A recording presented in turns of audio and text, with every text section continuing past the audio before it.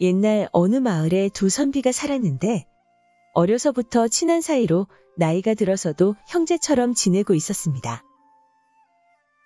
두 사람 모두 선대로부터 물려받은 재산이 많았지만 혹시라도 둘 중 하나가 어려워지면 도와주자는 약조까지 할 정도로 매우 가까운 사이였습니다. 그러던 어느 해 김선비가 관직을 제수받아 멀리 떠났는데 고향에 남아있던 이선비는 어찌된 일인지 재산이 점차 줄어들기 시작하더니 2, 3년이 지나자 끼니 걱정을 해야 할 형편이 되었습니다. 그렇게 다시 2, 3년이 또 지나니 맹물을 끓여 마실 지경에 이를 정도여서 영락없는 거지 신세나 다름없었습니다. 그렇다고 양반 체면에 남의 집 동냥도 할 수 없어 며칠을 굶다가 친구인 김선비를 찾아가기로 마음먹었습니다. 이선비가 과객질을 하며 김선비가 사는 마을의 고개쯤 이르자 어느덧 밤이 되었습니다. 고개를 힘겹게 오른 이선비가 잠시 쉬면서 땀을 식히고 있는데 그때 고개 아래서 말방울 소리가 요란하게 들려왔습니다. 말을 탄 사람이 군조를 거느리고 오는 광경이 얼핏 보아도 대단한 사람이 행차하는 것 같았습니다. 이선비는 길 옆으로 비켜 있다가 자세히 보니 뜻밖에도 행차의 주인공은 친구인 김선비였습니다.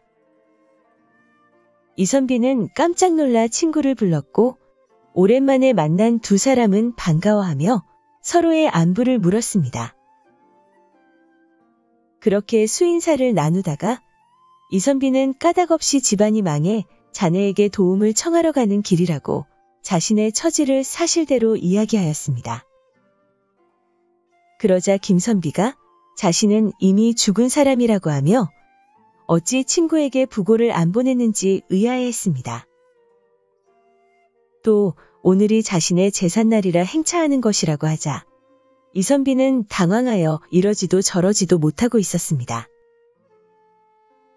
김선비는 큰 도움을 주지 못해 미안하다고 하면서 그가 가지고 있던 엽전 한 꾸러미를 건네주고 군졸들을 호령하며 다시 길을 떠났습니다. 어리둥절해 있던 이선비는 어차피 친구의 집을 찾아가 봐야 소용없을 것 같자 몰래 김선비의 행차를 뒤따라갔습니다. 그들은 큰 골짜기로 들어갔는데 갑자기 그곳이 환해지면서 대궐 같은 집들이 나타났습니다.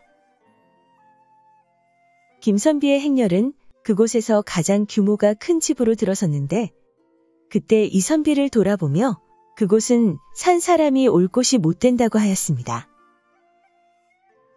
하지만 깊은 밤이라 다시 돌려보낼 수도 없자 할 수 없이 이선비에게 어느 방 하나를 내주었습니다. 이선비는 방에서 쉬고 있었는데 잠시 후 바깥이 소란스러워지기 시작했습니다. 방문 틈새로 살펴보니 뜻밖에도 김선비가 명부를 뒤적이며 저승사자들에게 박부자의 아들을 잡아왔냐고 소리치고 있던 것이었습니다. 이선비는 친구가 죽어서 염라대왕이 된 것이라고 생각하며 계속 숨죽여 지켜보았습니다. 잠시 후 저승사자가 10서너 살쯤 되어 보이는 소년을 잡아와 마당에 꿇어앉혔습니다. 김선비는 소년에게 부모를 잘 만나 그동안 호의호식하며 살았다고 하더니 그의 아비가 재산을 모으면서 지은 죄가 크다고 하였습니다. 소년은 비록 죄가 없으나 아비의 수명이 다하지 못해 너를 잡아왔으니 아비 대신 죄값을 받으라고 호통쳤습니다. 김선비가 눈을 부릅뜨고 조목조목 설명하자 소년은 사시나무처럼 떨면서 아무런 항변도 하지 못했습니다. 김선비의 명을 받은 사람들이 몽둥이로 두들겨 패기 시작하자 소년은 비명조차 지르지 못하였고 그 모습을 몰래 보고 있던 이선비는 기가 막혔습니다.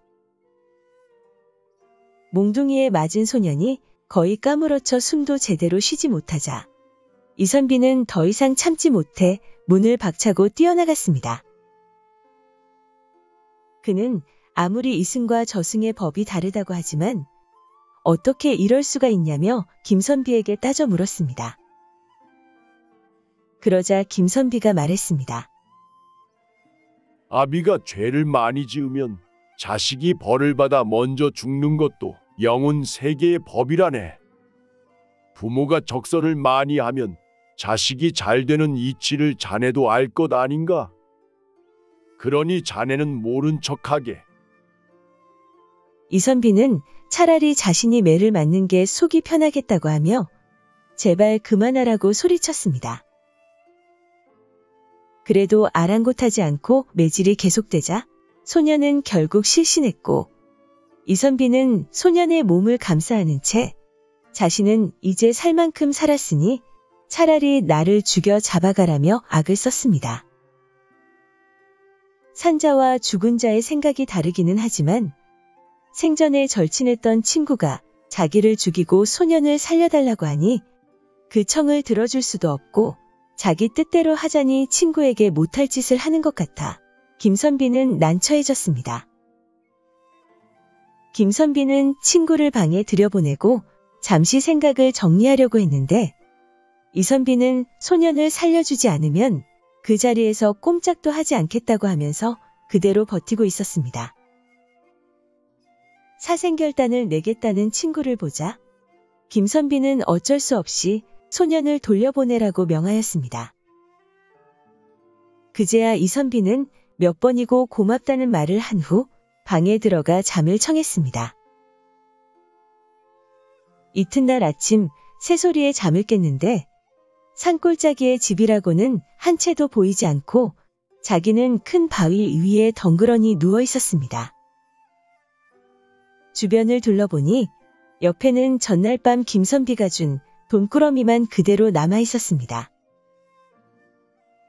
당황한 이선비는 친구의 집을 찾아갔는데 전날 밤 그가 말한 대로 김선비는 1년 전에 죽었으며 어제가 제사라고 하였습니다.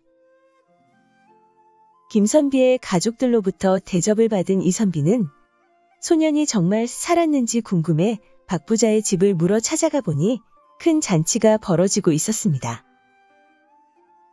무슨 잔치인지 궁금하여 그 집 하인에게 묻자 어젯밤 3대 독자인 주인의 아들이 갑자기 죽어 초상칠 준비를 하고 있었는데 오늘 새벽 되살아나 잔치를 벌이게 되었다고 소상히 알려주었습니다.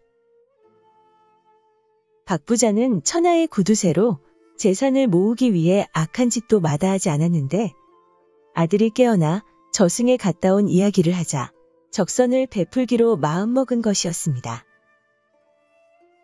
박 부자와 아들은 잔치에 온 사람들에게 그동안의 잘못을 뉘우치겠다고 하면서 일일이 술을 권하고 다녔습니다.